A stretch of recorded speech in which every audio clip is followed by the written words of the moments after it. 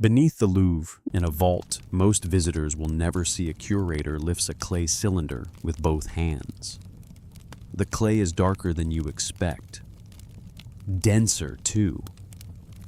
Not fragile in the way people imagine ancient things to be, but heavy compact, baked into permanence by a sun that shone more than 4,000 years ago over southern Mesopotamia. White gloves turn the cylinder slowly under fluorescent light. The wedges pressed into the clay catch the glow for a second, then vanish again into shadow. Cuneiform. Thousands of marks pressed into wet earth by human hands, then hardened, then buried, then found, then carried across empires and centuries into a climate-controlled basement beneath one of the most famous museums on Earth. This is cylinder A. Its twin cylinder B rests nearby. Together, the two preserve one of the longest continuous Sumerian compositions ever discovered. They were unearthed in 1877 at the ancient site of Tello in southern Iraq, the ruins of old Lagash, and ever since then they have unsettled the people who read them carefully. Not because they describe a king claiming divine guidance. Ancient kings did that often enough. Not because they praise temple construction. Ancient rulers did that too. What unsettles is the texture of the text itself, the way it sounds once translated, the way it refuses to read like myth when we expect myth, and refuses to read like poetry when we expect poetry. The cylinders tell us that Gudea, ruler of Lagash, around 2120 BC, received a dream, or perhaps vision is the better word. In sleep, he was visited by Ningirsu, the god of his city. But Ningirsu did not merely inspire him. He did not offer a vague blessing, or a symbolic image, or an emotional reassurance. He gave him instructions, detailed instructions, architectural plans, ceremonial requirements, materials, sequence, timing, procedures to be followed exactly. A temple was to be built, and not merely built in a general sense, but built according to revealed specification, brick by brick, offering by offering, word by word, and that is where the strangeness begins to deepen. Because buried in those instructions are not only acts of devotion, but operations. Rituals intended to consecrate, to transfer, to bind, to activate, to maintain. Ceremonies designed not only to honor a god, but to do something, to produce something, to make possible a connection between human space and divine presence. The museum placard will usually tell you that Gudea was a pious ruler, a temple builder, a patron of order and culture. All of that is true as far as it goes. But the text itself goes further than that. It describes a world in which divine presence had to be established, preserved, anchored. A world in which precision mattered, because imprecision risked failure. If you're listening to this late at night or in a quiet part of your day, there is something almost unsettlingly intimate about that thought. Somewhere thousands of years ago, a king is writing down procedures he believes are necessary to keep his world from falling apart. Somewhere now, someone reads those procedures and wonders whether they were ever symbolic at all. If you want, leave where you're listening from and what time it is for you. There is something strangely grounding in knowing that across different cities, different hours, different nights, people are pausing over the same question. Because the question the cylinders raise is simple, and it is not simple at all. What if these ceremonies were not symbolic gestures of devotion, but actual procedures? What if the Sumerians were not recording beliefs in our modern sense, but operations? What if the power they sought from the Anunnaki was not metaphorical favor, but something more literal, something that required correct ritual execution to transfer, maintain, and control? The tablets do not stop to explain themselves. They do not defend the system. They simply describe what was done. And what was done becomes stranger the longer you stay with it. To understand those ceremonies, you first have to understand who the Sumerians believed they were performing them for. And perhaps even that sentence is too modern, too weak. They did not seem to think of themselves as people believing something the way we use that word now. Their texts present the Anunnaki not as imaginative possibilities, but as inherited realities, as part of the structure of the world. The Sumerians emerged in southern Mesopotamia between the Tigris and Euphrates sometime around 4,500 BC. By 3,500 BC, they had cities Uruk, Ur, Eridu, Nippur, Lagash. Not villages, cities, administrative centers, temple economies, irrigation systems, monumental construction population densities that demand organization and demand record keeping. And then there is writing. That point matters because writing in Sumer appears not as a long, hesitant experiment, but already functioning, already systematic, already capable of handling accounting ownership, labor assignments, offerings, political records, hymns, legal matters, mathematics, astronomy.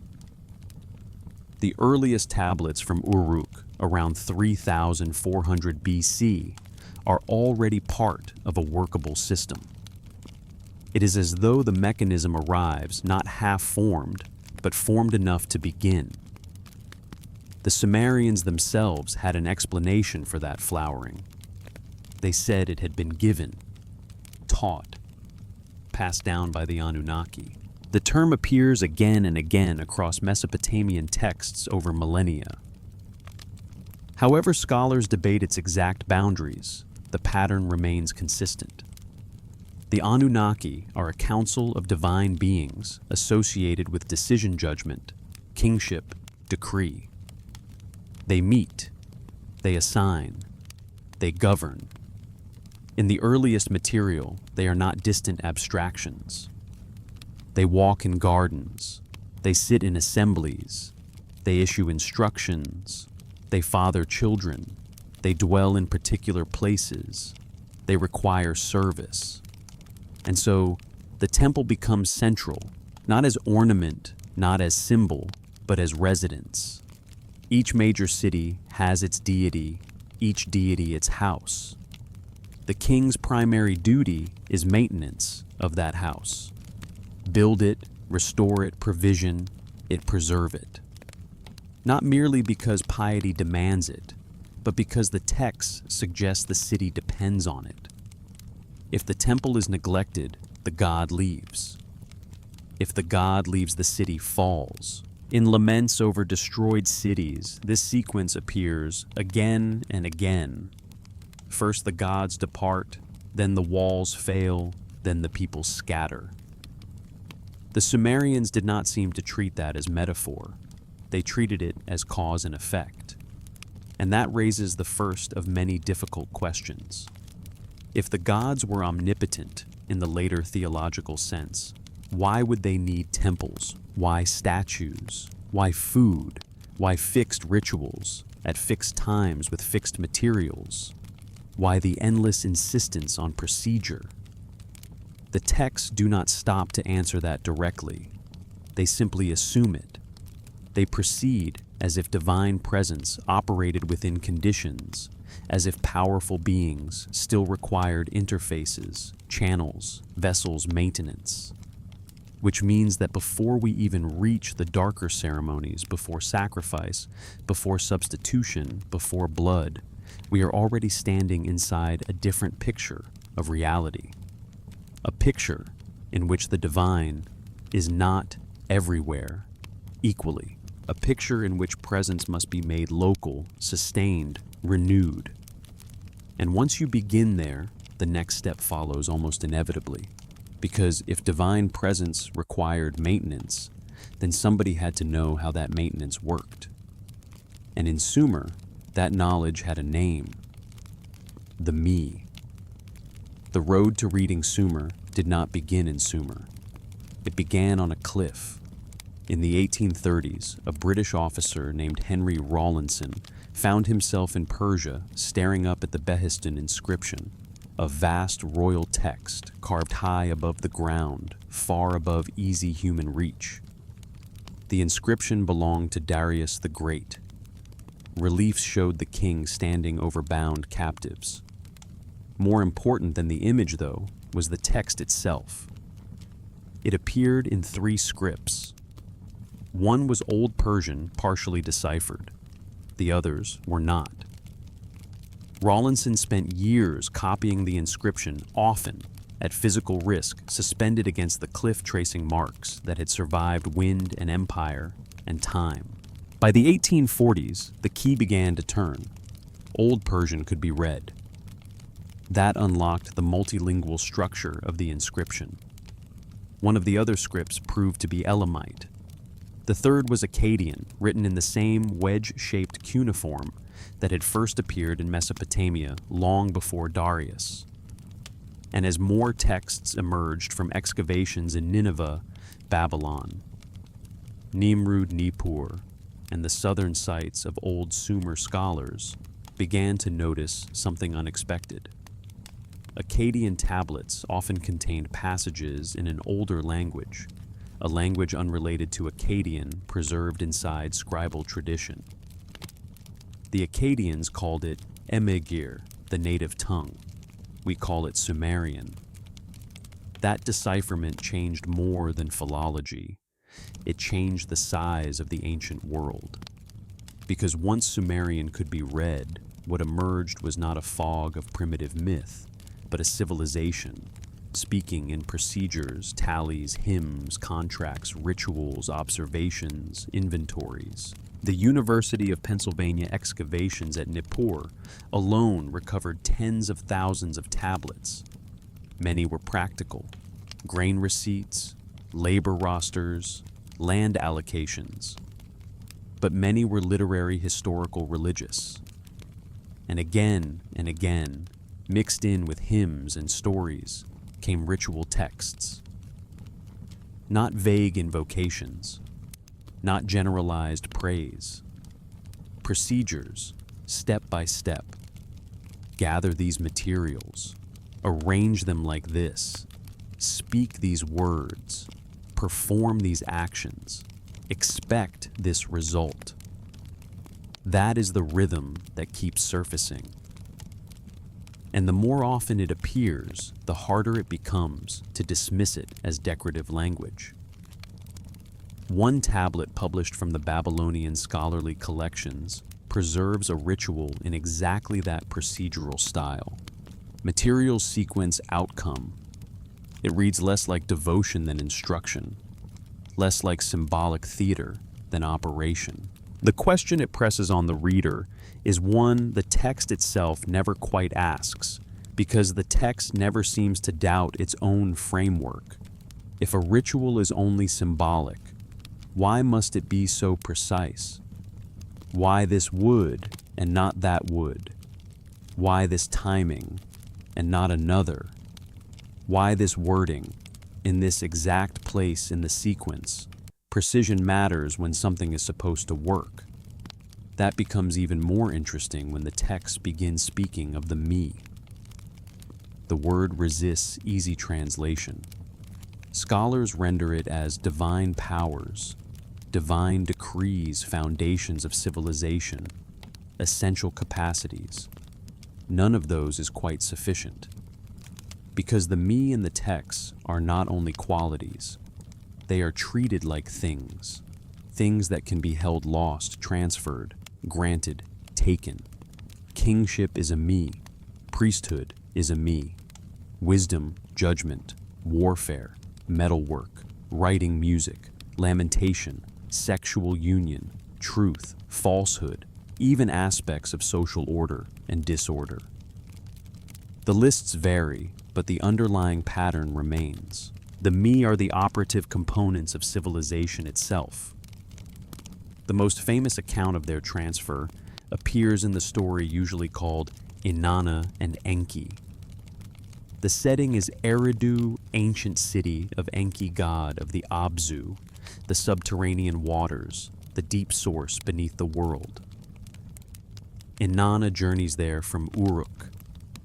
Enki receives her warmly. There is a feast. Beer is consumed, and then more beer, and then enough beer that something shifts.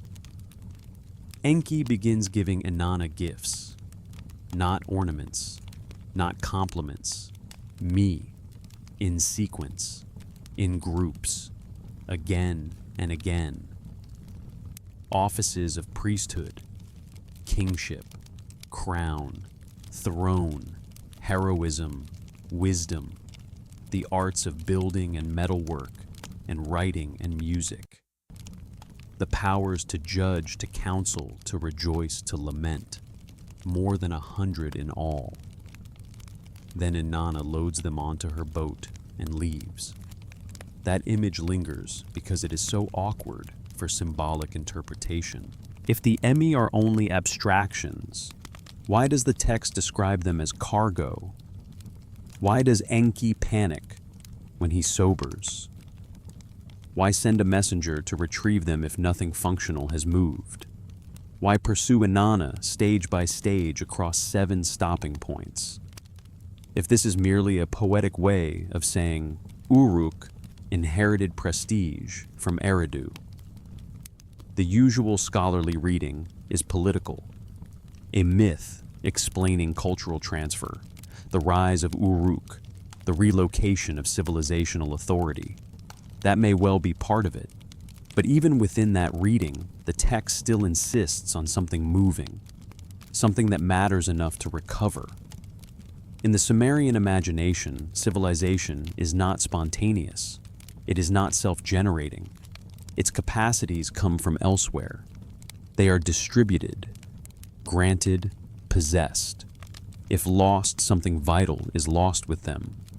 If transferred, the city that receives them changes. What are the me then? One careful possibility is this: they may be best understood as packages of operative knowledge. Not vague wisdom, but actionable capacity. How to rule, how to build, how to conduct lamentation, how to perform consecration, how to work material, how to structure institutions, how to access power. In that sense, the story is not about stealing metaphors. It is about moving procedures, moving techniques, moving the things that make a city function as a city. And once you read it that way, the Gudea cylinders begin to sound less anomalous and more typical. Gudea does not receive divine favor in some abstract emotional sense. He receives information, measurements, sequence, materials, ritual timing. The god, or what Gudea calls the god, provides what he does not yet know how to do. The dream is a transmission of procedure. The temple results from correct reception and correct performance. That same pattern repeats elsewhere. Divine knowledge arrives in dreams, visions, tablets, revealed plans. Humans are not inventing sacred architecture from scratch. They are receiving instructions for how to replicate a known design, a revealed pattern, a workable form. And this begins to pull another thread, because if the gods grant humans the me required to build temples, conduct rites, maintain divine presence, and govern cities, then human civilization is dependent not merely on belief in the gods, but on possession of the procedures that make contact possible. Lose the procedures, and you lose the connection. Lose the connection, and perhaps you lose the city itself. The Sumerian stories place humans inside that dependency from the beginning. Later, Mesopotamian traditions preserve it. Bluntly, humans were created to perform labor for the gods, to grow food, maintain temples, sustain the divine order that had once required divine effort. Whether that is myth theology or encoded social explanation, the logic is clear. The relationship is not casual, it is contractual. The gods provide order, kingship capacity. Humans provide service offerings, labor, correct ritual. That is not yet the darkest part of the system, but it is the structure that makes the darker parts intelligible. Because once civilization depends on maintaining connection, and once that connection depends on procedure, then procedure becomes everything. Then error is dangerous. Then specialists matter. Then temples are not monuments, but devices. Then statues are not decoration, but possible vessels. And the ritual that makes a statue into something more than carved matter becomes one of the most revealing ceremonies in the whole Mesopotamian record. The washing of the mouth, the opening of the mouth. The moment inert material becomes somehow a god. Among the ritual texts preserved from Mesopotamia, few are more revealing than those concerned with the consecration of divine statues. In Akkadian, the rite is called mispai, the washing of the mouth, and closely related to it is pitpai, the opening of the mouth. The core idea is startlingly direct. Before the rite, the statue is wood, metal, stone, crafted matter. After the rite, the statue is no longer merely an image. It becomes the body of the deity, not a reminder, not a symbol, a vessel of actual divine presence. That claim is so alien to modern habits of thought that it is easy to flatten it immediately into metaphor. But the ritual texts themselves do not flatten it. They proceed with matter-of-fact seriousness.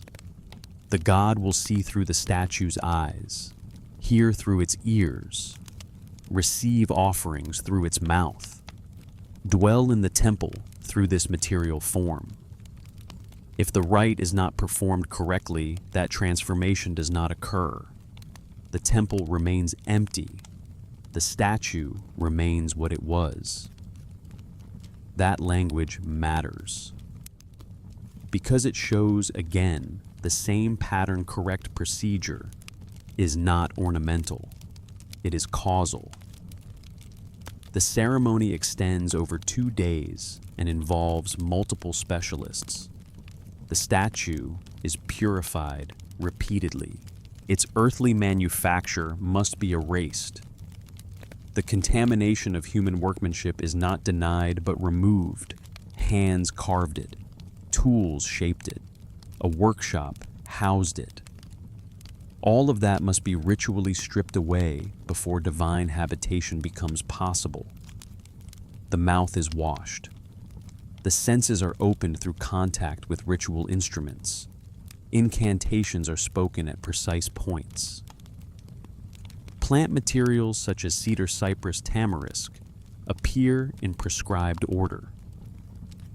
The statue is taken to the river because the river in Mesopotamian cosmology is not just water, but threshold, a point of contact with the Abzu, the deep source associated with Enki and primordial life. Again and again, the pattern returns. Purify, prepare, open, install. What exactly is happening? The conventional answer is belief made visible. The Mesopotamians believed the statue became divine, and that belief gave the object social and psychological force.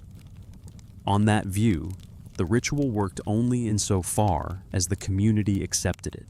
There is some truth in that. Communities do create realities through shared acceptance. But the texts seem to suggest something narrower and more technical than shared fiction. They emphasize sequence materials, timing roles. They emphasize that wrong procedure yields failure. It is hard not to hear in that structure the logic of operation rather than merely the language of reverence. One possible way to understand the rite without forcing it into either simple credulity or modern mockery is this: the statue functioned as an interface, a terminal, a point where a non-human presence could be localized, addressed, perhaps made effective within a defined ritual environment. The texts do not use the word interface, of course. That is ours. But they do insist that the god is not simply everywhere. The god has a house, a seat, a local dwelling, a body through which offerings are received and through which decisions radiate into city life.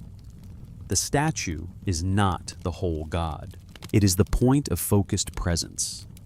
If that reading is even partially right, then the rituals of washing and opening are not childish attempts to pretend matter is alive. They are procedures intended to make matter receptive. And once you see that, you begin to hear an echo in the Gudea cylinders. Because Gudea's temple project follows the same logic. Ningirsu appears in dream not to inspire devotion in general, but to provide a pattern. A goddess holds the plan inscribed on a lapis lazuli tablet. Another indicates proper timing by reference to the stars. Another figure bears the basket and brick mold, the practical tools of construction. When Gudea wakes, he does not say, "I have understood." He says, in effect, that he needs interpretation. He travels to Nanshe, goddess of dream interpretation, and asks for the symbols to be clarified. Only after the interpretation does building begin. That detail matters. The dream is not pure poetry. It contains encoded procedure. The symbols are meaningful because they refer to actionable instructions. Then the text slows down and begins describing logistics with almost obsessive care. Cedar from mountain regions. Precious stones from distant lands. Gold, silver, copper, timber brick proper sequence. The foundations are purified. The first brick is consecrated. The doors are installed through ritual. Different phases of construction are marked by different offerings. Each stage has a correct form. Why does that matter? Why should the sourcing of timber matter if the temple is only a building? Why should star timing matter if the rite is only devotional? Why should precise recitation attend the laying of a foundation if the structure is just monumental architecture, legitimizing a ruler? It matters if the temple is intended to function. The completed Ninu in Gudea's account is not merely beautiful. It is potent, radiant, awe-making. The language describing Ningirsu's arrival is not the language of commemorative symbolism. The Lord enters his house. He takes his seat. From there, he determines fates for Lagash. The city prospers because he is present, actively present. Present through the house built according to revealed specification. And so another loop closes back on the me. If the me are transferable capacities, then ritual knowledge itself is one of them. Knowing how to build a temple is a me. Knowing how to purify a statue is a me. Knowing how to open a channel between divine and human realms is a me. Kingship is not enough by itself. Priesthood is not enough by itself. The city requires the full web of capacities, and those capacities are given, transferred, possessed, guarded. That creates a strange circularity in the system. The gods grant humans the knowledge required to maintain divine presence. But divine presence must be maintained through that knowledge. The gods need humans to perform the operations that keep the gods locally effective. Humans need the gods to preserve order, fertility, protection, legitimacy. Each side is bound to the other through procedure. And perhaps that is why the old Mesopotamian creation traditions are so blunt about human purpose. Humans exist in part to serve, to labor, to provide offerings, to keep the temples functioning, to sustain the arrangement. In later texts like Atrahasis, humanity is created because the gods no longer wish to perform exhausting work themselves. Humans become the maintenance staff of cosmic order. If that sounds harsh, it is because it is harsh. The relationship is not sentimental, it is functional. Which is why Sumerian religion, once read slowly enough, begins to feel less like private spirituality and more like system administration. A vast network of rites offerings, buildings, specialists, and rulers, all ordered toward one goal, keeping the connection open. And if keeping it open required only bread and beer and hymns, the system would still be strange. But the deeper we move into the ritual record, the harder it becomes to pretend the costs were only symbolic. Because some of the procedures for maintaining presence and averting disaster required not just resources, they required substitution, they required sacrifice, they required at times blood. The logic of substitution appears quietly at first in Mesopotamian ritual, almost as if it is too familiar to need explanation. A thing threatened can be preserved by transferring the threat elsewhere. Impurity can be moved, fate can be redirected, danger can be borne by another body. It is one of the oldest ritual ideas in human history, but in Mesopotamia, it takes on a procedural sharpness that makes it especially difficult to ignore.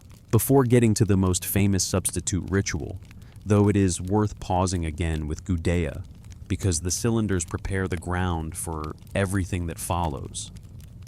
They are not just about architecture, they are about reception, about how knowledge crosses from divine realm to human realm, about how a city ruler becomes, through correct response to that knowledge, the organizer of a structure that can host power.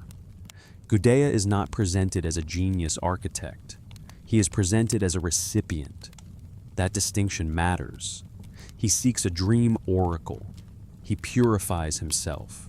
He waits. The vision comes. An immense divine figure appears, reaching heaven and earth. Symbols crowd the dream lion storm lapis tablet, stylus, stars, basket mold. Gudea wakes, troubled precisely because revelation is not immediately transparent. He requires interpretation. He travels to Nanshe. She tells him what he has seen. Only then can he act. That is a template. Knowledge arrives encoded. Specialists decode it. Action follows. Temple rises. God enters. City flourishes.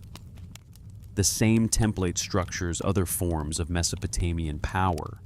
Omens arrive. Priests interpret them. Procedures are performed. Catastrophe is delayed, redirected, or absorbed. The rituals are never merely expression. They are responses to information. And here is where the substitute king ritual becomes so revealing. By the first millennium BC, especially in Assyrian records, the ritual is fully documented. If astronomers observed a lunar eclipse under conditions that omen texts associated with the king's death, the palace moved quickly. A substitute was selected. He could be a low-status man, sometimes a gardener, someone outside the normal structure of power. He was dressed in royal garments, placed on the throne, addressed as king, sometimes paired with a substitute queen. Meanwhile, the real king went into seclusion under another name. For a fixed period, the substitute bore the kingship publicly. Then, when the prescribed time ended, he was killed. His death fulfilled the omen. The true king returned. The cosmic threat had been satisfied without destroying the actual ruler. If we describe that too quickly, it begins to sound absurd. But the surviving letters between priests and kings show how seriously it was taken. This was not legend. It was procedure. Timed, calculated, enacted with administrative gravity. The substitute was not pretending in a theatrical sense. During the ritual interval, he occupied the role that fate targeted. He became, for purposes of the decree, the king. Why should that work? The easy answer is psychological theater. The king is frightened, so priests create a controlled drama to calm him. But that answer does not account for the expense, secrecy, timing, and consistency of the rite. Nor does it account for the broader Mesopotamian logic of transferred burden. The ritual makes more sense if the omen is understood not as prediction, but as announced decree. The gods have spoken through celestial sign.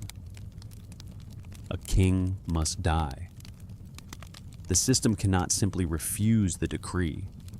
It can, however, fulfill it by legally or ritually transferring the role to another person. The substitute assumes the king's exposed identity. The substitute dies. The decree is met, not avoided, met. That is a crucial distinction. The ritual does not trick fate so much as satisfy it through substitution. And once we see that logic clearly, earlier and darker practices begin to look less random. Because the royal cemetery at Ur presents a puzzle that the texts do not neatly explain, but which the substitute logic may illuminate. Leonard Woolley's excavations in the 1920s uncovered burials unlike the ordinary graves around them.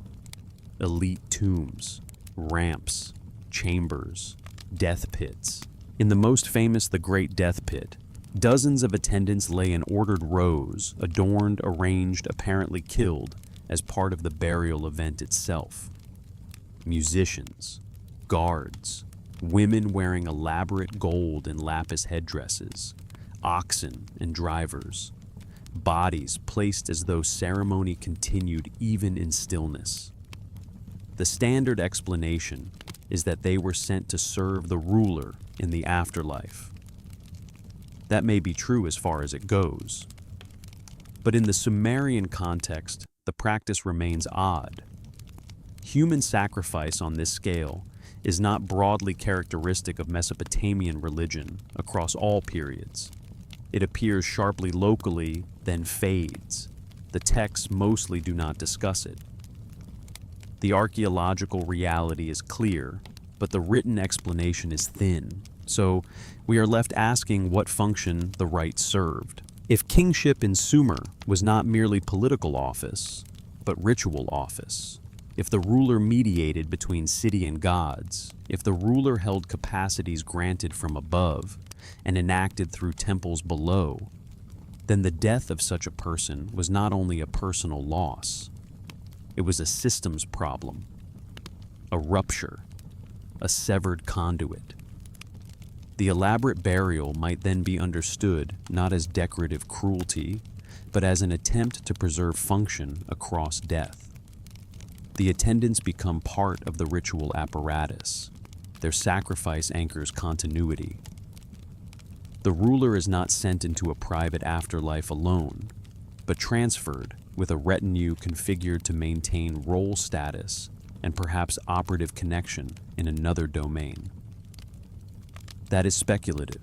It has to be. But it is not baseless speculation. It follows the same procedural logic visible elsewhere. If a role is cosmically significant, and if a break in that role threatens wider order, then ritual may supply substitutes, supports, and accompanying sacrifices to preserve continuity. The more one looks, the more Mesopotamian ritual seems to ask, not, what do we mean by this symbol, but what must be done to keep this mechanism from failing?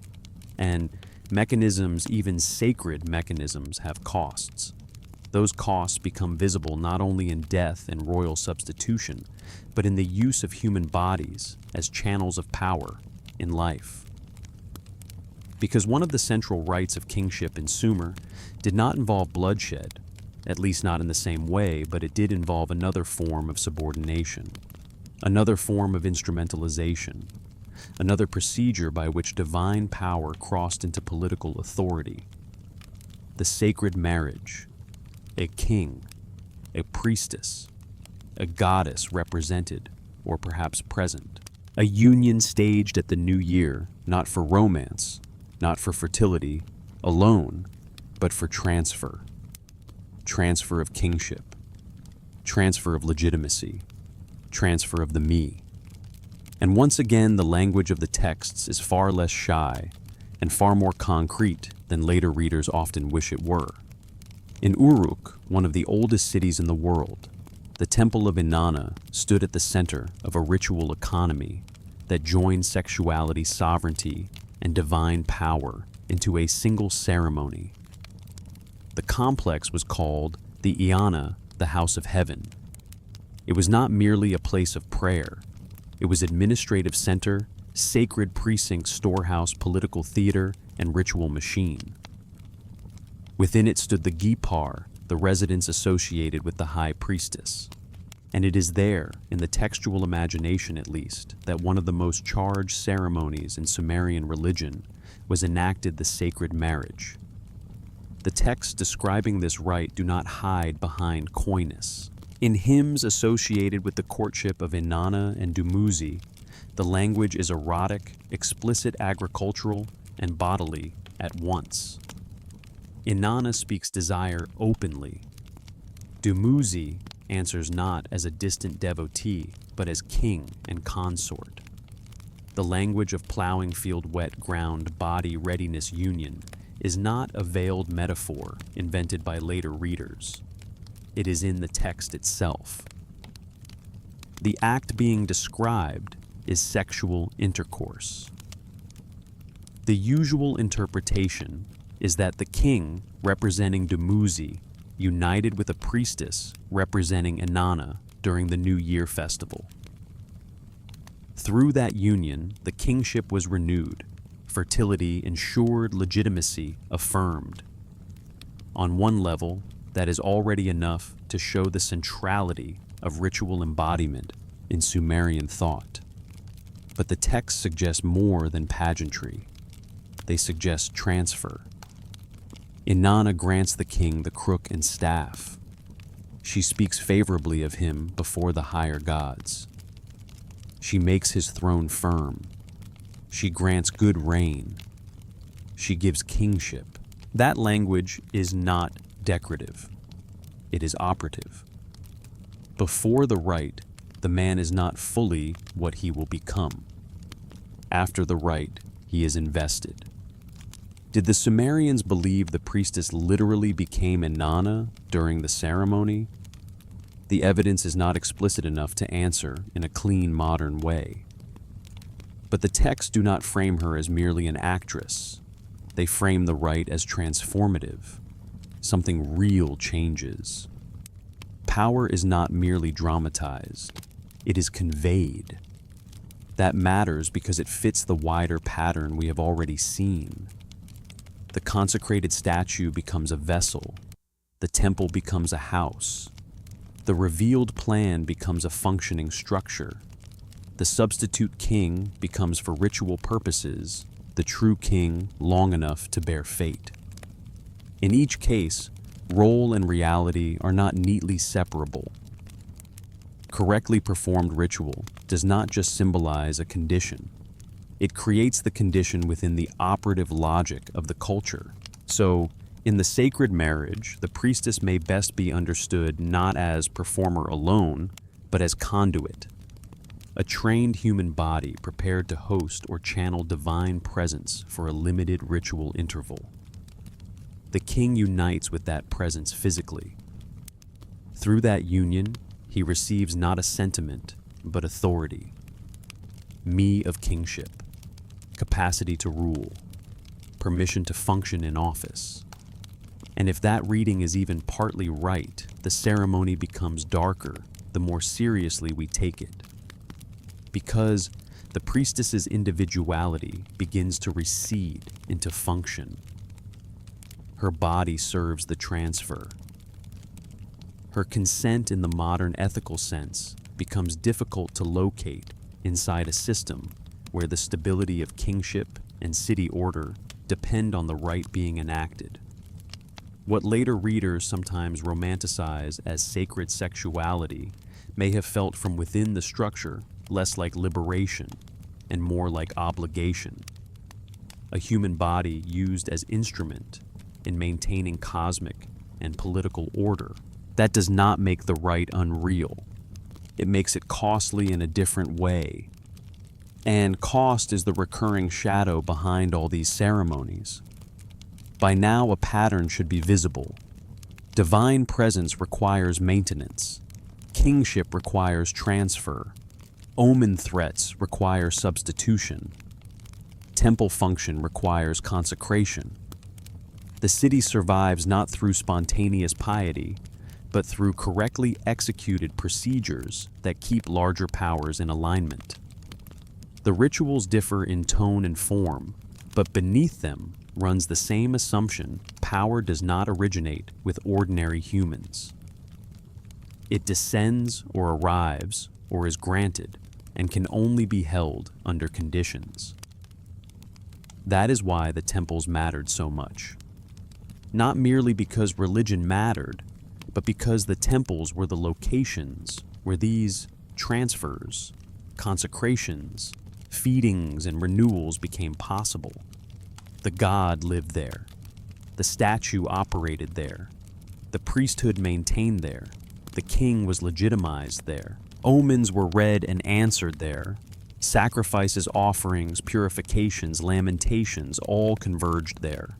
And that brings us back to architecture, because it is impossible to separate Mesopotamian ritual from Mesopotamian built space. The ziggurat at Ur, constructed under Ur-Nammu around 2100 BC, still rises in partial survival from the Iraqi plain. Massive mud brick core, baked brick facing, bitumen ceiling, monumental stairways, platform descent, cardinal orientation, raised elevation above the city, summit sanctuary. Even in ruin, it declares intention. This is not accidental construction. This is design governed by principle. Why cardinal alignment? Why exact orientation? Why repeated platform form? Why central sanctuary above the ordinary city rather than within it? Why the same broad logic stretching back through earlier temples at Eridu and elsewhere? One answer is practical and political: visibility, authority, surveillance, civic centrality. Those are real. But the texts suggest those answers are incomplete. Temples are described as if they possess divine powers of their own, as if they are founded in the deep, as if they rise like living presences. They are not only impressive, they are effective. Some researchers have suggested astronomical use. Elevated sightlines, celestial orientation, observation of stars, planets' lunar cycles. In a culture where omens, calendars, and ritual timing depended on the sky that makes sense, others point to acoustics, to the possibility that chant and lament within enclosed sacred architecture were shaped deliberately by structure. Others more speculatively speak of temples as energy conduits, systems, integrating material geometry, orientation, and human consciousness into a functional whole. We should be careful. Speculation is not proof. But neither should we rush back into the safety of dismissal. Because something remains difficult to explain away, these structures appear early, already sophisticated, already following stable principles that persist across centuries and conquests. Either the Sumerians discovered effective sacred architecture very quickly, or they inherited a pattern they believed worked and kept replicating it because deviation risked failure. That sounds remarkably like the logic of revealed design in the Gudea cylinders. Ningirsu shows the plan, Gudea follows it. The temple works because it conforms, not symbolic conformity, functional conformity. And if the temple is functional, then its maintenance is not optional. That means daily offerings are not just reverent gifts, they are operations. Clothing the statue is operation. Washing it is operation. Feeding it is operation. Laments, festivals, purifications, calibrations by calendar and omen, all operation. Which means the priesthood is not simply a class of pious mediators. It is a technical class. A custodial class. A body of specialists guarding procedures on which the city believes its survival depends. And guarded they were, because the written texts, detailed as they sometimes are, still leave gaps. They assume prior knowledge. They omit practical explanation. They read like scripts handed to trained operators, not manuals written for the public. That secrecy is the next piece of the puzzle. Because if the rituals were functional, then their knowledge was dangerous. And if their knowledge was dangerous, then the temples were doing more than preserving religion. They were preserving restricted power. Scribal schools in Mesopotamia, the tablet houses trained generations of young students to read right, calculate, copy, classify. Practice tablets survive by the thousands. Repeated signs, lexical lists, arithmetic exercises, model compositions. The image that often emerges is one of disciplined literacy of civilization, teaching itself to reproduce administration and memory. But not every scribe learned the same things, and not every text was meant for every reader. Temple service demanded another level. The ritual tablets we possess are often frustratingly incomplete in a very particular way. They list steps, but not always reasons. They mention required words without preserving the full recitation. They name ingredients without providing obvious substitutions. They assume a context the modern reader does not possess. This is not sloppiness. It looks intentional. These were not meant to create competent outsiders. They were memory aids for initiates who already knew what the steps referred to. That suggests oral transmission mattered at least as much as written preservation. A teacher shows the student not only the order of action, but the nuance. When to deviate, when not to deviate. How to recognize success, how to recognize failure, what not to attempt, what to do if a sign appears, what not to say outside the sanctuary. The written tablet is a skeleton.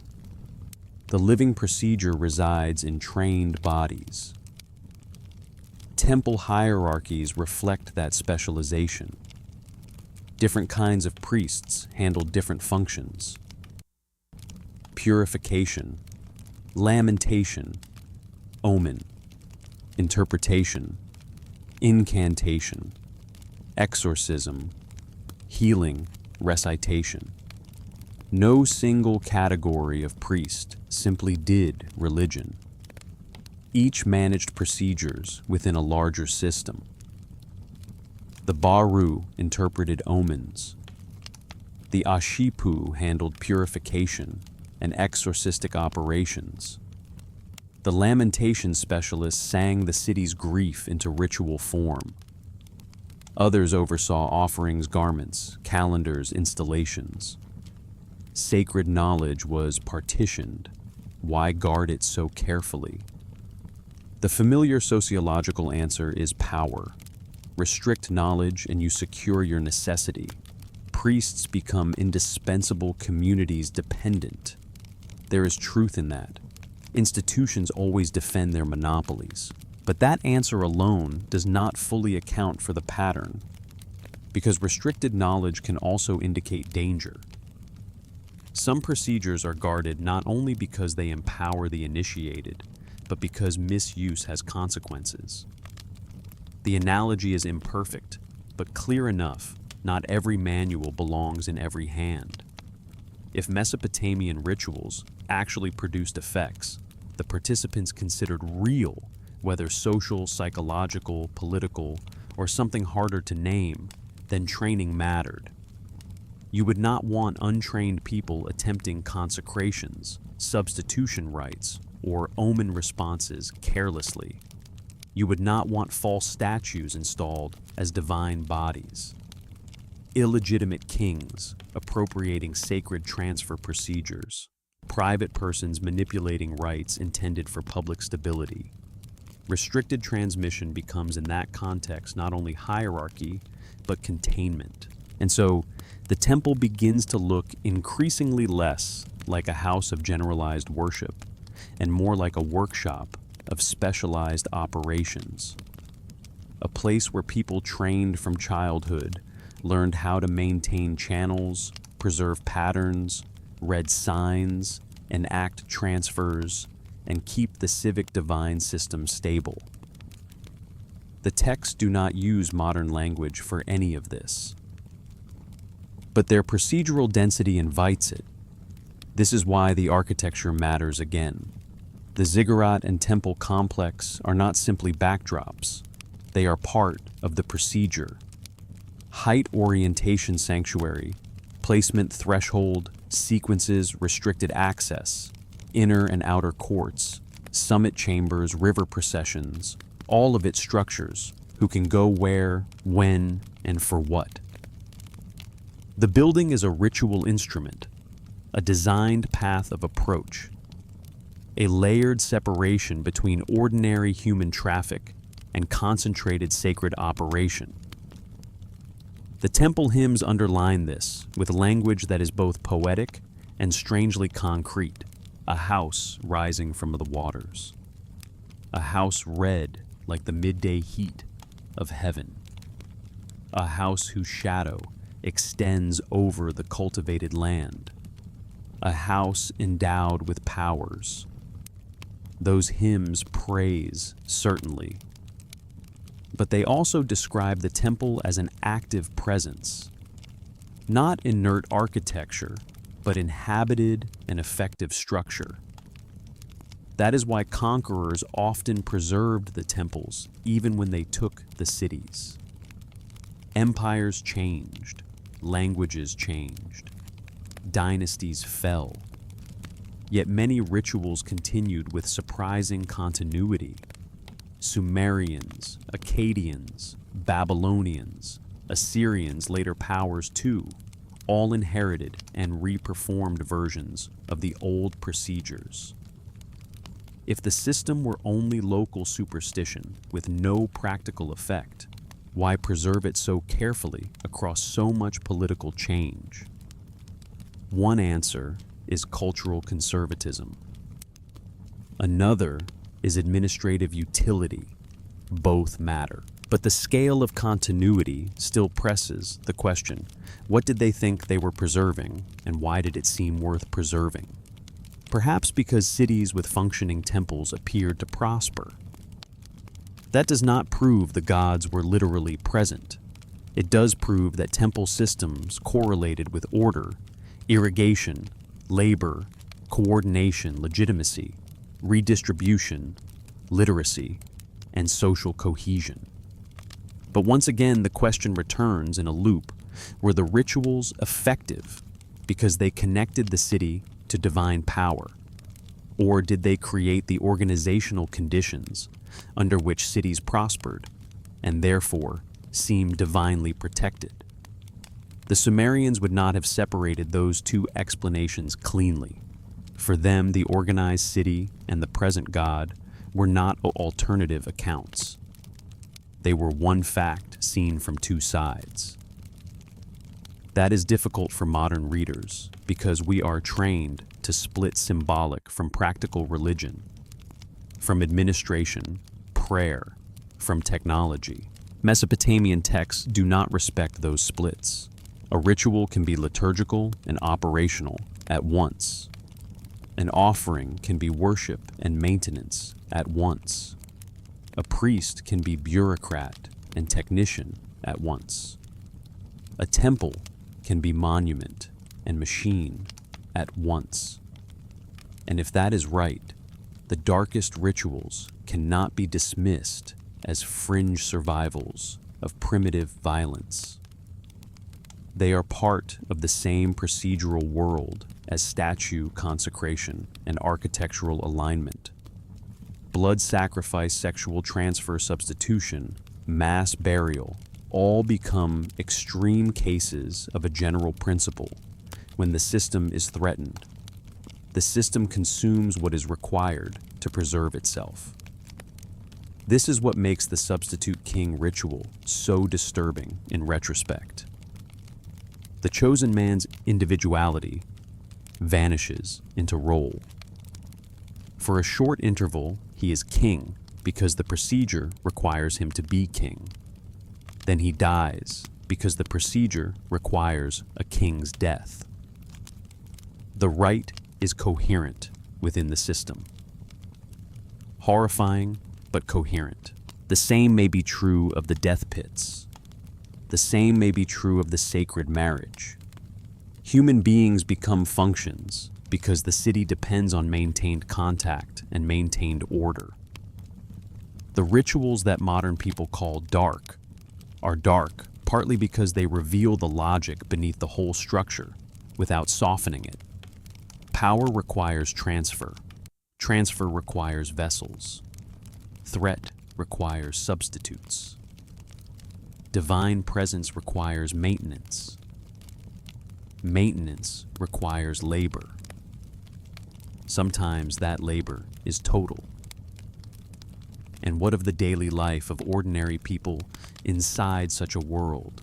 They grew food for the gods, brewed beer for the gods, baked bread for the gods, herded animals for the gods, paid into temple economies because the god had to be fed, clothed, washed, awakened, praised.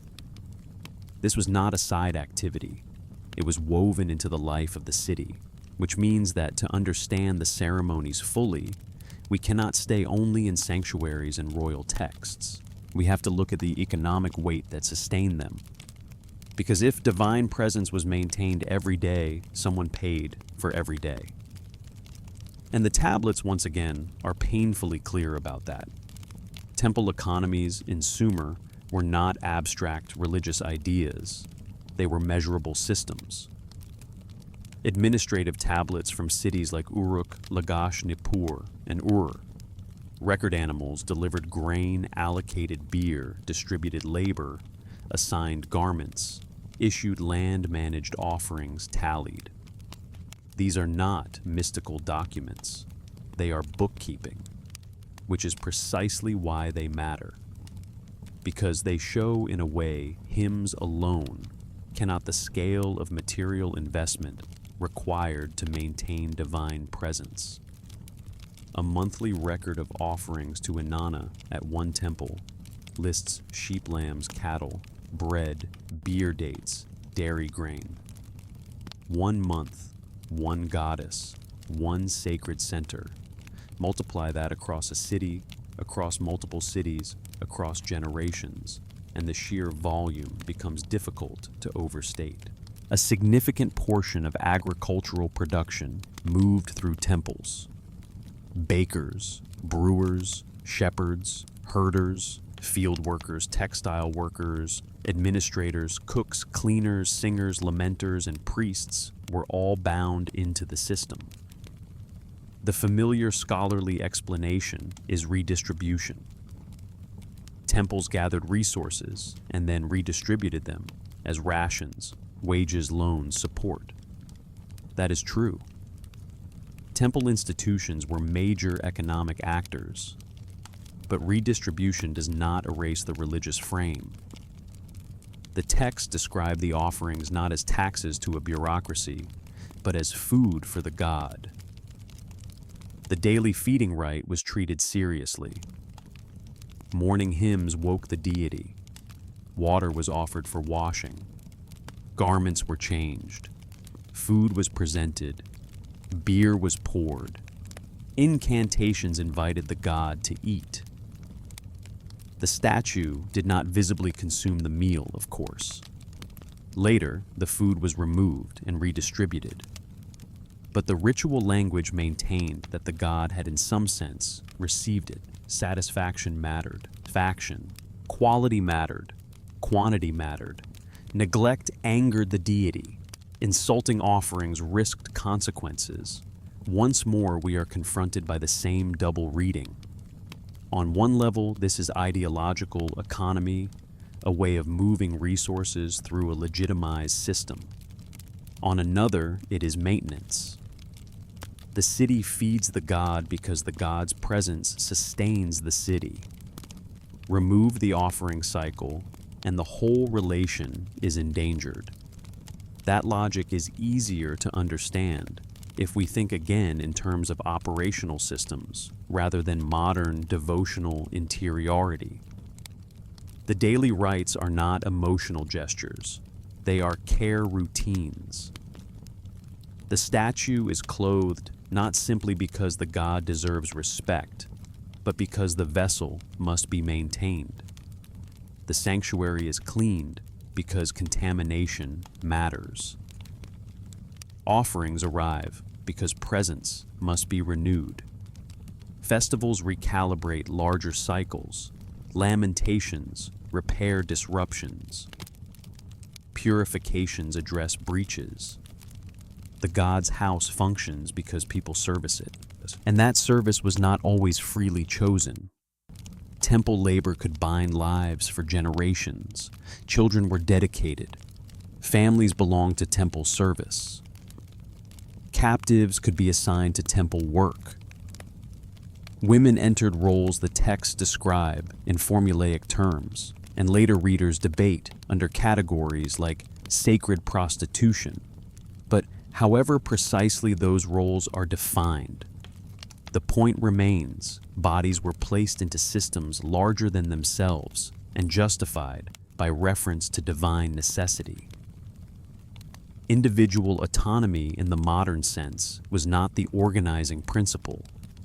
Collective survival and cosmic order were. That is the dark logic beneath the smooth administrative surface. The tablets are orderly. The system they document is orderly.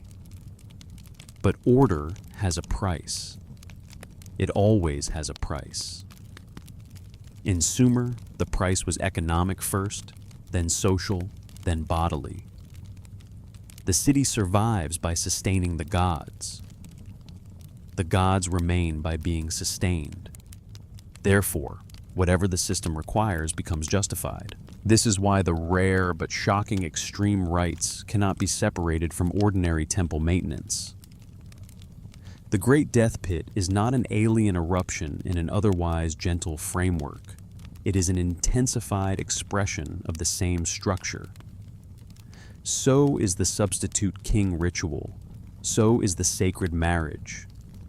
All stand on the same proposition when cosmic order kingship or divine presence is at stake. Human persons can become instruments. To modern moral intuition, that feels unbearable. But the Sumerians were not modern moral individuals trying and failing to live up to our standards. They were inhabitants of a different order of thought, one in which city survival outranked personal choice, and in which the collapse of divine relation meant the collapse of agriculture, protection, legitimacy, and future itself. If the god left the walls, would not save you. If the temple fell silent, prosperity ended. The lament texts make this sequence explicit. First, the gods depart. Then the city is ruined. Did they believe that because it was psychologically comforting? Or because over generations they had witnessed that when temple systems failed, the surrounding civic order failed with them? Perhaps both, but either way, their answer was the same: keep the rites going. It is tempting for modern readers to imagine that the priesthood cynically manipulated this fear. Sometimes, no doubt, it did. Human institutions always mix conviction and advantage. But cynicism alone is not enough to sustain a system across millennia. Too many people have to believe, or at least live, as if belief were correct. Too many practical results have to follow. Temples organized water, labor, redistribution, legitimacy, seasonal timing, celestial observation. Even if one brackets literal divine agency entirely, these institutions worked. They coordinated civilization. And yet the rituals were not written as if coordination were the whole point. That is what keeps the question alive. The people inside the system did not say, "We are creating social cohesion." They said, "The god is present." They did not say, "We are redistributing surplus." They said, "The god has eaten." They did not say, "We are legitimizing kingship." They said, "The goddess has granted rule." We can translate their experiences into modern categories if we want. Perhaps we should, but translation is not the same as exhaustion. A modern explanation may account for many functions without fully dissolving the strangeness of the procedures themselves. That strangeness returns with particular force when we consider how these rites were time-oriented and embedded in architecture. Temples were not random public halls. They were aligned, elevated, layered. Their sanctuaries restricted. Their entrances controlled. Their summit houses approached through ascent. Their forms repeated. If we want to know what the Sumerians thought they were maintaining, we have to ask what the buildings were for, not just symbolically, functionally. What did the temple do in their world? Was it observatory, acoustic, chamber, political theater, administrative center, divine residence, all at once? Or was it something more difficult to name? A station, a conduit, a point of contact, a house in the full operational sense of the word, where a being might actually dwell, if the conditions were right. The ziggurat at still arrests the eye because it does something stone, and mud brick should not do so easily. After 4,000 years, it still communicates intention. Even in ruin, it insists on itself. Its base spreads wide. Its surviving terraces rise by deliberate stages. The stairways converge in monumentality. The summit once crowned with a temple is no longer intact, but the logic of ascent remains. This is not simply a large building. It is a structured approach. The core was mud brick. The facing used fired brick. Bitumen sealed and strengthened. Drainage channels were engineered into the mass, so rain could move through without destroying the whole. The corners aligned closely to the cardinal directions. The walls were not perfectly vertical, but subtly sloped. The optical effect exaggerated height. The platform raised the sanctuary above the city. Everything about the structure speaks of design under constraint, but also of design toward purpose. What purpose? The simplest answer is royal display and divine visibility. The god's house should dominate the skyline. The ruler who restores it should be remembered. The city should orient itself visually and politically towards sacred center. That is true. Yet again, as with the rituals, it feels incomplete. Because the temple hymns do not talk about these structures as though they were simply propaganda made permanent. They speak of them as endowed, as radiant, as founded in the deep, as mountains rising from waters, as places where power resides and from which it extends over cultivated land. One line of interpretation emphasizes astronomy. In Mesopotamian religion, the heavens mattered intensely. Celestial events announced omens. Planets were associated with major deities. Lunar cycles structured calendars and festival timing. Elevated platforms and carefully aligned structures would be ideal for observation. The summit of a ziggurat provides a clear horizon line. Cardinal orientation provides reference. If priests watch the sky to time ceremonies and interpret divine intention, then the architecture directly served ritual function. Another line of thought points to acoustics. Sound in enclosed sacred space behaves differently. Chanted lament, recited incantation, sung hymn drum, and stringed instrument all interact with wall chamber corridor threshold. Some temple spaces may have amplified voice, prolonged resonance, altered the bodily experience of speech. That matters if ritual depends not only on words, but on how words inhabit space. A lament carried through stone or brick is not the same thing as a lament spoken in open air. More speculative readings suggest that alignment, material choice, and geometry together created conditions the Mesopotamians considered necessary for divine manifestation. We should not leap too quickly into mystical vocabulary. But neither should we pretend ancient builders were incapable of thinking in functional terms about orientation, resonance, material, and celestial timing. If a temple was meant to host presence, then anything thought to affect that presence would matter. Wood type, stone source, brick sequence, threshold purity, direction of facing, timing of installation. None of it would be arbitrary. This is precisely the world the Gudea cylinders describe. Ningirsu does not say merely, "honor me." He gives a plan. The god's instruction includes dimension, sequence, timing, and sourcing. A deity associated with writing appears with the plan on lapis. Another figure indicates the stars. Another bears construction tools. Gudea gathers cedar from one region and metals from another, not for luxury alone, but because specified materials belong to specified function. Change the materials, change the result. Delay the timing, change the result. Ignore the revealed pattern, risk failure. Again, that does not prove the temple was a machine in a modern engineering sense. But it does suggest the Sumerians understood sacred construction as constrained by operative principles. The temple works when built correctly. The god enters when the house is made fit. And what does fit mean in such a world? Fit does not mean tasteful. It means habitable. This is why the repeated description of temples as houses should not be treated as merely decorative language. A house is where one lives.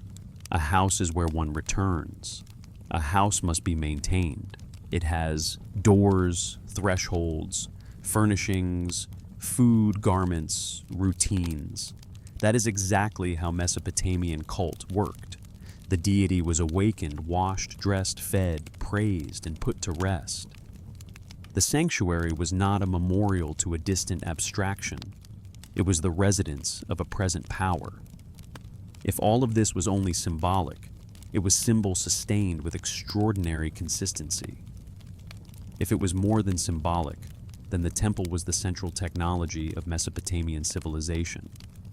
That word technology should be handled carefully. It does not mean gears, engines, electricity. It means a repeatable system integrating knowledge, materials, specialists, and procedures to produce a reliable effect.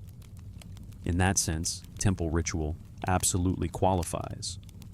So, does temple architecture, so does omen interpretation, so does kingship renewal. They are not random acts. They are structured operations repeated because they are believed to work. And this is where the mainstream explanation begins to feel both powerful and insufficient. Powerful because we can see how temples organized labor, concentrated wealth, legitimized rulers, stabilized calendars, and coordinated populations.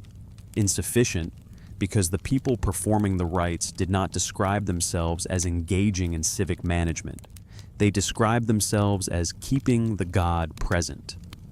They preserved their procedures with the seriousness of technicians, not merely the enthusiasm of storytellers. Perhaps those things are not as far apart as they seem. Perhaps divine presence was, among other things, the experiential way a complex society named its successful integration. Or perhaps the society integrated so effectively because it was built around something its people experienced as genuinely beyond them. The point is not to collapse the question too quickly. The point is to feel the pressure of the evidence long enough that the easy dismissal becomes less satisfying. The temples persisted because they were useful. The unresolved part is useful for what? Useful only because people believed in them. Useful because they concentrated power. Useful because they tuned human attention and obedience into stable forms. Useful because they hosted experiences. Modern language struggles to categorize. Useful because in the Sumerian frame, they actually housed non-human presences. We do not know. What we do know is that when temples were active, the city's life revolved around them. When temples decayed or were emptied, laments described the city as exposed, abandoned, doomed. When conquerors arrived, they often adopted rather than abolished the system. The old gods remained or were translated into new names, but the houses stayed active. That kind of continuity suggests more than sentiment. It suggests dependence. And dependence always has a price. The architecture required labor. The daily offerings required labor.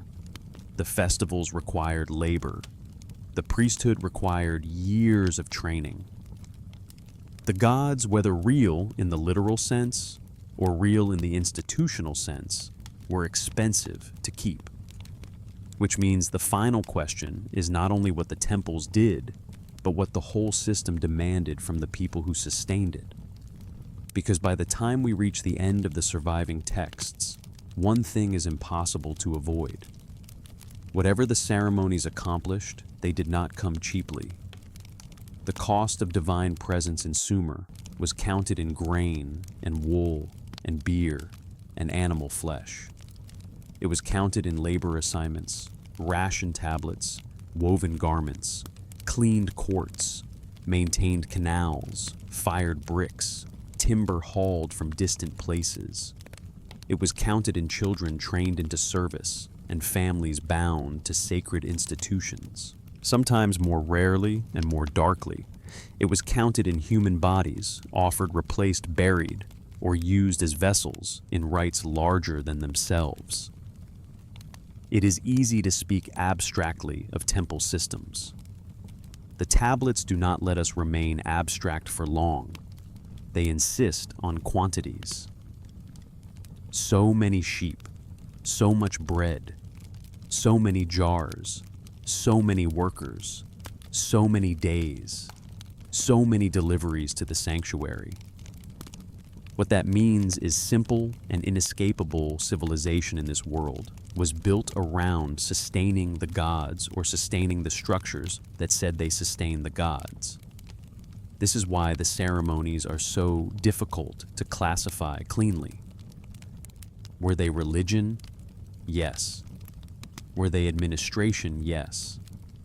Were they economics? Yes. Were they politics? Yes.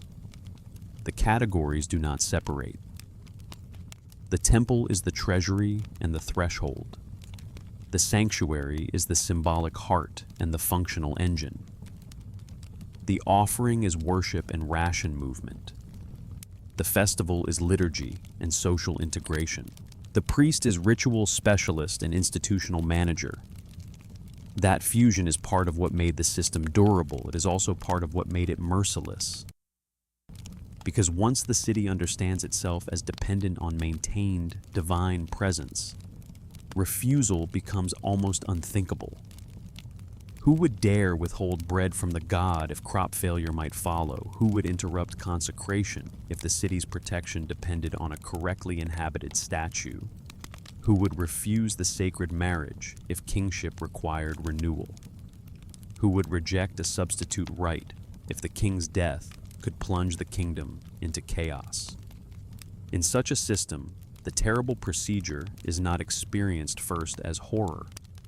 It is experienced as necessity. That is perhaps the most unsettling thing the Sumerian evidence preserves. Not simply that dark rites existed, but that they made sense within a larger order that otherwise produced flourishing cities, durable law, advanced mathematics, astronomical observation, rich literature, and administrative sophistication. The same civilization that gave us lexical lists and irrigation planning also gave us mass sacrifice at Ur and ritual substitution of doomed kings. The same temple system that organized food redistribution also organized bodies for sacred use. The same worldview that inspired beautiful hymns also justified acts we now call atrocities. But perhaps every enduring civilization contains some version of that contradiction. Sumer only shows it with unusual clarity because the texts are old enough that the moral justifications feel strange rather than familiar. The structure itself is not strange. Power requires sacrifice. Order requires service. Systems endure by consuming what they define as necessary. The names change. The gods change. The logic often does not. The Mesopotamian texts do not apologize for this. They are almost colder than apology. They record. They prescribe. They lament consequences when procedure fails. They do not stop to reassure us that the cost was worth it. They assume the cost because they assume the necessity. And what was necessary?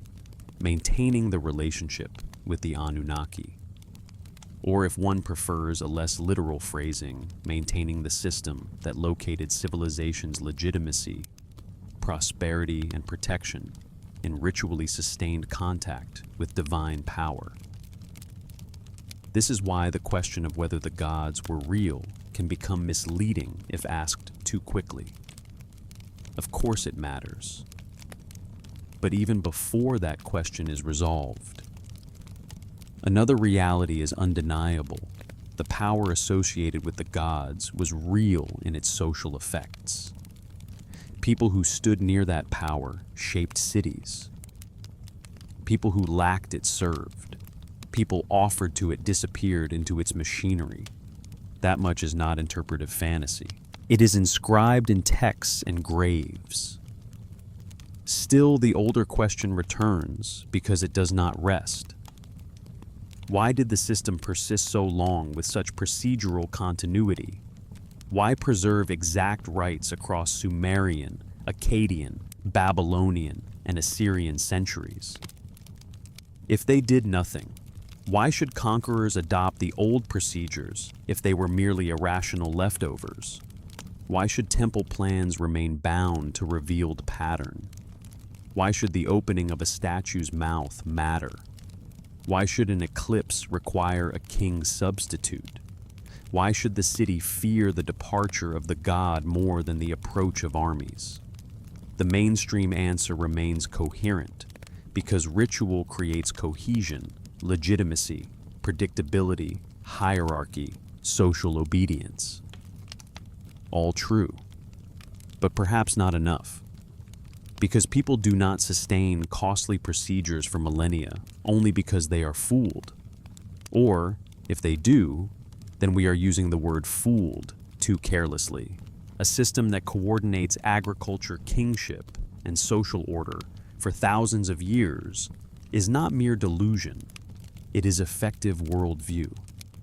Whether its metaphysics were literally true or not, its practices did something. That is what makes the problem so difficult. The rituals worked somehow. Maybe not in the way the texts say, but they worked. They created order.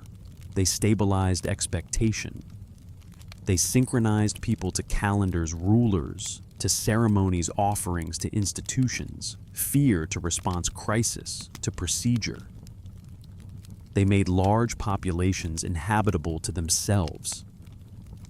And perhaps that is exactly what the Sumerians meant by divine power. Not merely a supernatural force descending from nowhere, but an order beyond the ordinary individual, accessible only through trained relation, costly to maintain, destructive when neglected.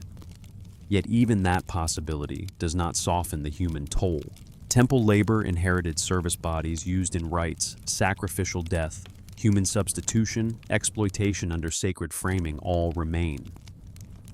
If anything, the effectiveness of the system makes the moral burden heavier. It was not empty cruelty.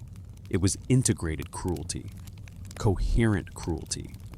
A society built so successfully that its violence could present itself as necessary maintenance. That recognition leads directly toward the interpretive divide modern scholarship still cannot fully close. How should we read the texts?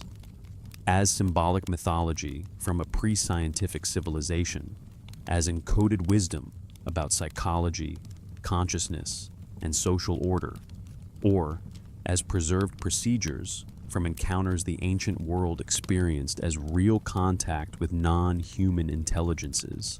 Each answer illuminates something and leaves something unsolved, and that is where we have to turn next, because the official scholarly framework is clear enough. But it is also where some of the most difficult questions begin. Mainstream Sumerian scholarship offers a stable and defensible framework. Sumer developed in southern Mesopotamia. It produced cities, writing mathematics, law, monumental architecture, administrative sophistication. Its religion personified natural and social forces as gods. Its temples institutionalized worship authority and redistribution. Its rituals reinforced cohesion. Its myths explained the world in pre-scientific terms. The gods were not objectively real. The procedures did not do what the texts claim. Statues did not become living divine bodies. Sacred marriage did not literally transfer cosmic authority. Substitute kings did not truly absorb decreed death. Human sacrifices did not maintain channels between realms. Ancient people believed such things because ancient people lacked modern explanatory frameworks.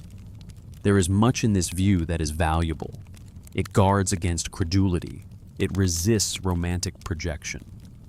It allows the study of ancient texts without requiring modern scholars to affirm metaphysical claims they cannot verify. It is often careful, learned, and grounded in real evidence. And yet the framework has weaknesses of its own. The first weakness is precision. If rituals are symbolic, why do the ritual texts read like manuals? Why such insistence on timing materials sequence and exact recitation? Symbolic ceremonies can matter deeply without this degree of procedural rigidity. But the Mesopotamian texts repeatedly behave as if wrong procedure yields failed outcome. The second weakness is continuity. Core rituals, temple logics, and sacred architectures persist across centuries and conquests. Sumerians, Akkadians, Babylonians, Assyrians, later inheritors, all preserve substantial parts of the same ritual world. Purely cultural constructions often evolve faster than that, especially under political upheaval. Mesopotamian continuity is extraordinary. The third weakness is cost. If these rites truly accomplish nothing beyond belief reinforcement, then the scale of resource investment becomes harder to explain.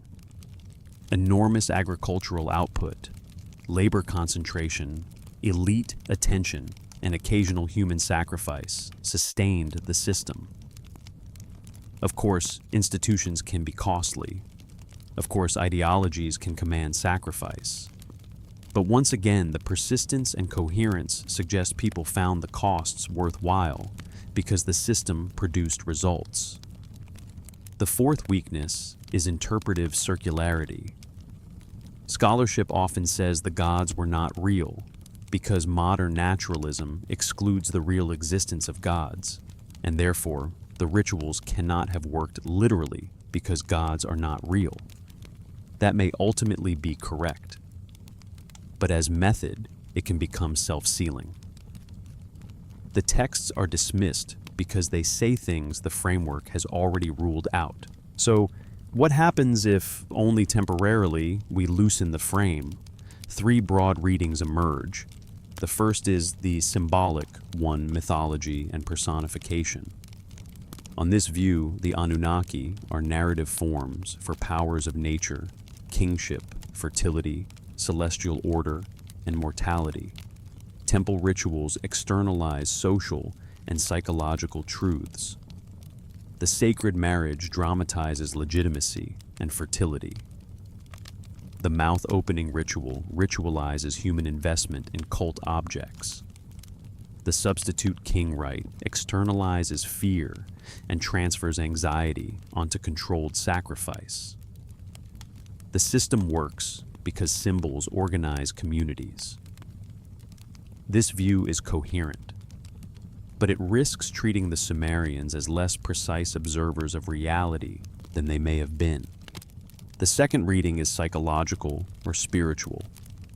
Here the rituals are understood as technologies of consciousness, not literal animation of statues, but carefully structured procedures that alter perception, identity group, cohesion, trance authority, and emotional state.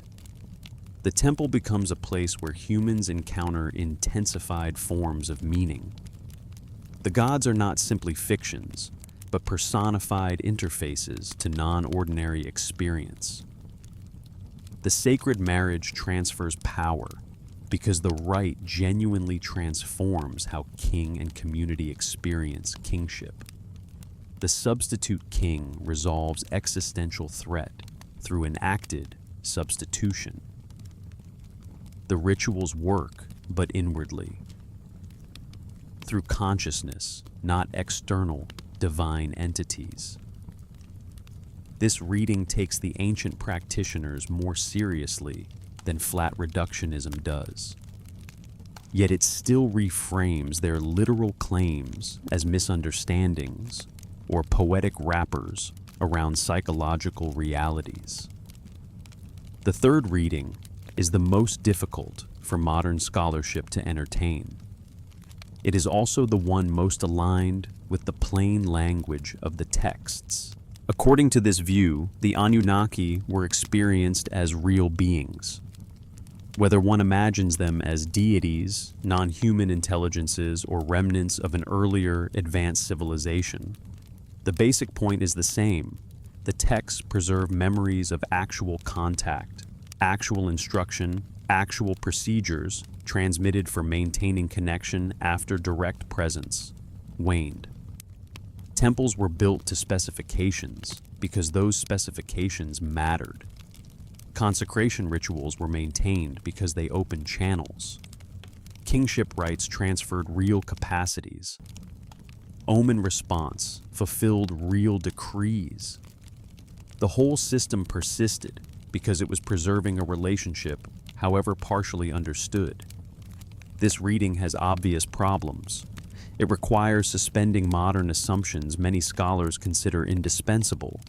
It opens interpretive doors that easily lead to fantasy. But it also has one powerful virtue. It takes the texts seriously on their own terms.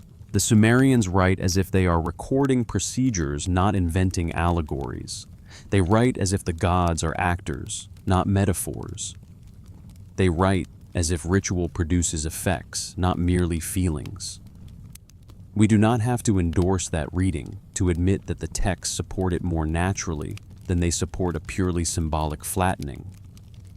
Perhaps the most honest conclusion is that we cannot decide with certainty. The evidence is too old, too partial, too filtered through translation and loss. But uncertainty does not mean emptiness. It means the question remains alive. What were the Sumerians actually doing when they performed these rites with such consistency? What did they think they were maintaining? What from inside that world did the opening of the mouth feel like? What did a priest believe had happened when the god entered the statue? What did a king believe he had received when the sacred marriage ended? What did a substitute king understand as his death approached? These are not trivial questions. They are questions about what ritual is, what power is, what civilization takes to hold itself together, and what human beings will sacrifice when they believe the stakes are cosmic. And that is why the Gudea cylinders matter so much. They are not only artifacts, they are preserved testimony from a world in which divine instruction, sacred architecture, and social order were inseparable. Read one way, they are propaganda. Read another, they are manuals. Read a third, they are evidence of contact with something beyond ordinary human origin. We may never know which reading is correct, but we can say this much. Whatever the system was, it functioned. It built cities. It preserved procedures. It survived conquest. It ordered labor and imagination alike. It generated beauty and violence in the same frame. It demanded precision and sacrifice. And when eventually the temples fell silent, under later religious transformations, the knowledge scattered. The ziggurats eroded. The rites ceased. The language died. What remained were the tablets. And with the tablets, the unsettling possibility that an ancient civilization may have known something we no longer know how to name. Or just as unsettling that a civilization can organize itself for 3 millennia around a set of procedures powerful enough to shape reality, whether or not the beings behind them ever existed. Either way, the final scene returns us to the museum case, to the clay, to the wedges, to the silence of preserved words waiting to be read again. Most people who pass the Mesopotamian galleries in a museum do not stop for long. A clay cylinder is easy to overlook. Brown clay incised lines a shape unfamiliar to modern eyes. It does not gleam like gold or tower like sculpture. It does not announce itself. It waits. Yet, if you know what it says, it begins to feel less like an object than a pressure. A weight. A surviving argument from a vanished world. The Gudea cylinders are exactly that kind of object. They tell us that a ruler sought a dream, that a god appeared, that a plan was given, that symbols had to be interpreted, that materials were gathered from distant lands, that rituals marked every phase of construction, that the completed temple became a house fit for divine entry, that the god entered, sat, ruled from there, and that the city's prosperity followed. We can read that in different ways. We can say Gudea was legitimizing political authority through divine narrative. We can say he was preserving temple liturgy and construction memory. We can say he was recording a worldview in which architecture, ritual, and kingship formed a functional whole. We can say he was mistaken about the objective reality of the god. We can say he was not mistaken, only speaking in categories we no longer use. The cylinders do not settle the dispute, they preserve it. And perhaps that is why they remain so compelling, because they do not let us rest in easy superiority. The Sumerians were not fools scratching fantasies into clay. They built cities, canals, institutions, legal systems, mathematical traditions, astronomical records. Their civilization was among the first durable urban civilizations on Earth. Their procedures, however we explain them, accompanied real achievement. That fact alone should make us cautious about dismissing their worldview too quickly. Was their success caused by the rituals? Perhaps not in the literal supernatural sense, but perhaps also not merely in the cynical sociological sense. The rituals organized attention, ordered time, bound communities, legitimated power, structured fear, created channels through which labor could be mobilized and stability maintained. In that sense, they worked. They undeniably worked. But the more difficult question remains, worked as what? As illusion, as psychological technology, as inherited procedure from contact with something non-human. As all of these at once in proportions we cannot now separate. The cylinders do not answer. The substitute king letters do not answer. The death pit does not answer. The sacred marriage hymns do not answer. The mouth-opening texts do not answer. They all circle the same center without exposing it directly. Something is transferred, something is maintained, something departs if neglected. Something powerful depends on correct procedure. Something costly is demanded in return.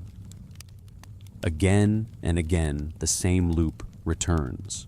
Power comes from beyond the ordinary person. Access to power requires relation. Relation requires maintenance. Maintenance requires sacrifice. Civilization rests on the arrangement. That is the Sumerian answer, or close to it. And it is uncomfortable because it does not belong only to Sumer. Strip away the clay, the cuneiform, the names Anunnaki and Inanna and Ningirsu, and the pattern still feels familiar. Every civilization has its sanctioned procedures for channeling power. Every civilization teaches that order depends on maintaining them. Every civilization extracts cost from bodies not equally free to refuse. The gods differ. The ritual forms differ. The institutional language differs. The structure often remains. This is why the dark elements of Sumerian religion matter so much. They expose with ancient clarity what systems usually prefer to hide. The substitute king shows that one life may be spent to preserve a throne. The death pits show that entire groups may be transformed into ritual components for continuity beyond death. The sacred marriage shows that bodies may become conduits for political legitimacy. The temple economy shows that daily survival may be oriented towards sustaining a presence larger than the individual. None of these are accidents. They are concentrated expressions of the core principle. And yet even now we hesitate.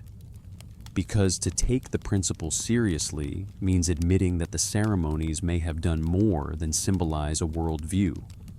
They may have enacted it, made it real in practice, regardless of metaphysics. Once again, the question presses from two sides at once. Did the Anunnaki exist?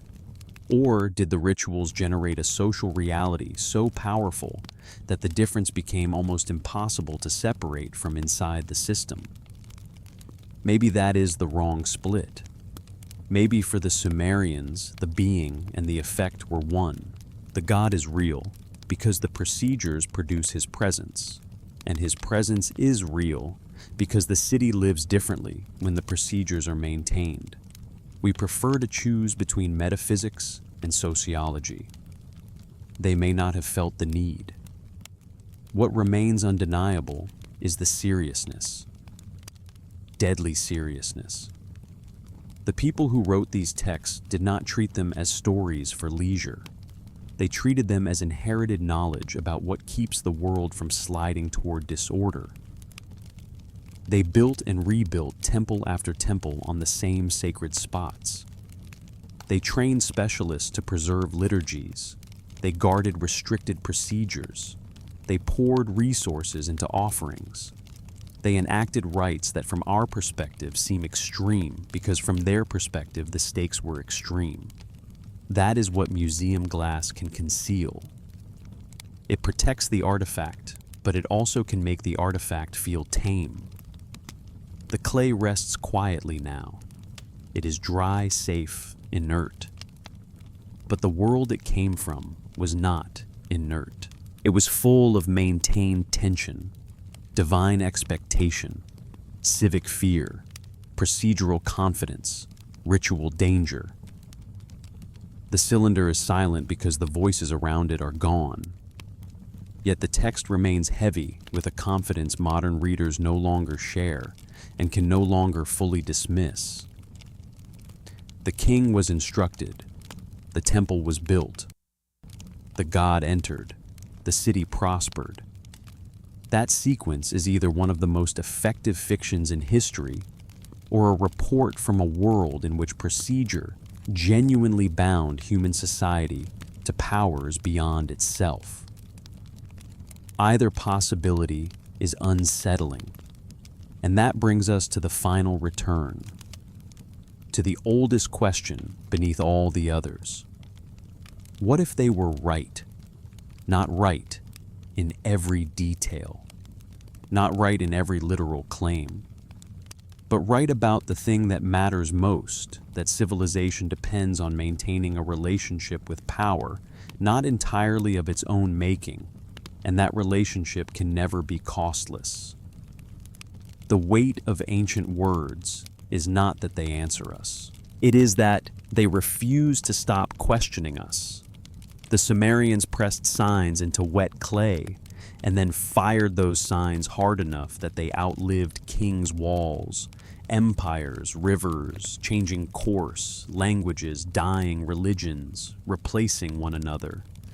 Archaeologists digging museums, acquiring scholars, translating, and people far away in another age lying awake at night wondering why any of it still feels so close. The words survived because someone believed they mattered enough to preserve. The temples survived in ruin because someone once believed they mattered enough to rebuild again and again. The rituals survived in texts because generation after generation believed procedure mattered enough to copy. That persistence is its own kind of evidence. Not evidence that every theological claim is literally true. Not evidence that statues objectively came to life in the way a modern camera would record. Not evidence that the Anunnaki can be fitted neatly into any contemporary category, but evidence that a civilization experienced power as relational, procedural, and costly. Evidence that they believed order had to be maintained through repeated acts, through precision, through specialists, through built forms, through offerings, through substitutions, through sacrifices. Evidence that they did not imagine civilization as self-sustaining. That may be the most modernly offensive thing in the whole corpus. The refusal of self-sufficiency. The refusal to say that human intelligence and force alone are enough. Sumerian texts insist on dependence. Dependence on granted capacities. Dependence on maintained rights. Dependence on forces beyond ordinary control. Modern people tend to hear that as primitive weakness. But perhaps it was also clarity. Every civilization depends on things it did not create alone. Inherited structures, natural cycles, shared symbols, collective obedience, sacrifices hidden inside normal life. Sumer named that dependence in the language of gods, and what they named, they operationalized. They built temples to house it. They consecrated statues to localize it. They performed sacred marriage to transfer it. They killed substitutes to redirect fate. They buried attendants to preserve continuity. They trained priesthoods to guard the procedures. They fed the gods daily because presence had to be maintained daily. They did these things not for a generation, not for one frightened king, not for a brief cultic experiment, but for 3,000 years. Either they were maintaining the most successful illusion in human history, or they were maintaining contact with something we no longer know how to describe. Those are still the two poles, and perhaps there is no final choice between them. Perhaps the truth lies partly in both directions. A ritual can be socially effective and metaphysically charged at once. A god can be institutionally real and experientially real without fitting modern proofs. A temple can be both power center and place of encounter. A ceremony can organize obedience and also transform consciousness. It may be that our categories are simply poorer than theirs in some respects, even as our technologies are richer. But the moral problem remains no matter what interpretation we choose. Because the system cost lives, it cost freedom, it cost labor on a vast scale, it cost bodies used as vessels, substitutes, attendants, instruments. It asked more from some than from others, as every power system does.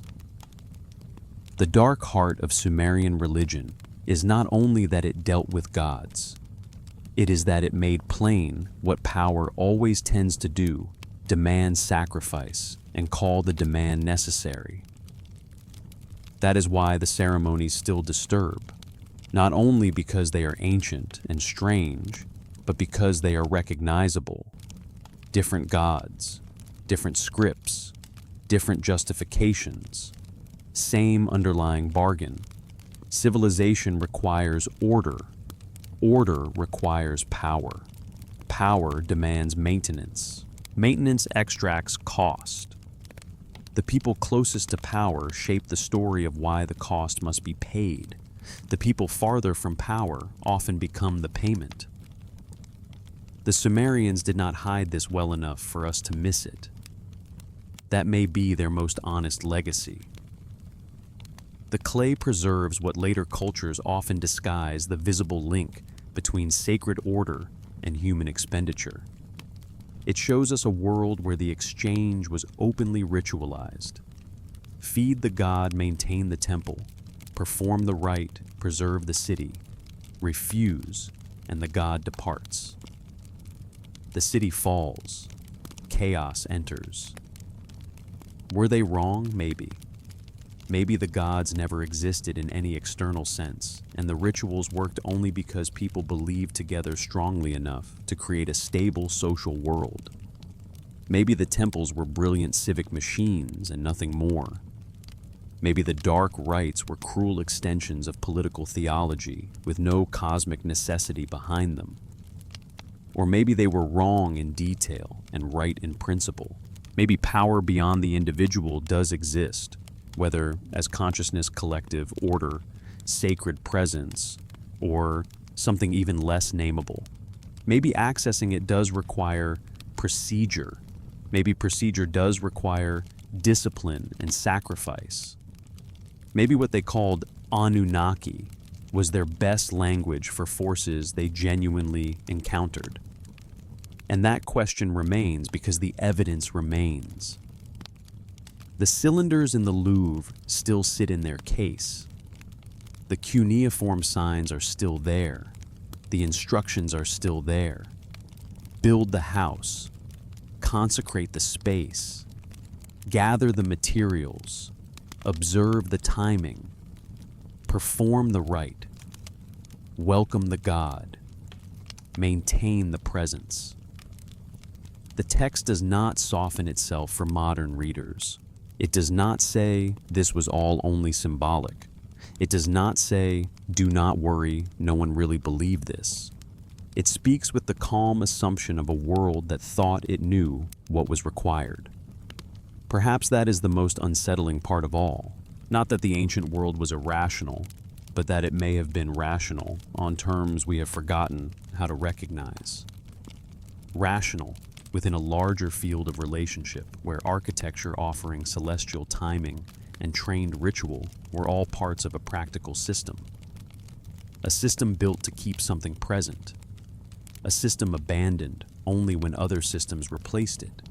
A system whose procedures were preserved with such care that we can still read them and still fail to decide what exactly they were for. And so we end where we began, beneath the museum, with clay turned slowly under white gloves. Ancient wedges catching fluorescent light for a moment before fading again into shadow. A king's dream. A god's instruction. A temple built to specification. Ceremonies performed with precision. Cities organized around maintaining contact. Human beings giving what the system demanded because they believed the alternative was collapse. The texts offer no closure. They offer evidence. They offer procedure. They offer a record of costs. They offer a way of seeing civilization that is at once distant and uncomfortably near. What we do with that evidence is ours. We can dismiss it as primitive. We can translate it into psychology. We can treat it as encoded memory of something real. We can move among those interpretations without fully settling in any of them. But one thing does not go away. However we explain these ceremonies, they worked. They built and organized worlds. They shaped the lives of millions. They turned belief into structure, structure into power, power into civilization. And they did so at a price the Sumerians did not hide from themselves, even if they accepted it more readily than we can. That is the question their clay still asks. What if power does require relationship? What if relationship does require procedure? What if procedure always has a cost? And what in every age are people willing to sacrifice to keep their world from falling into chaos?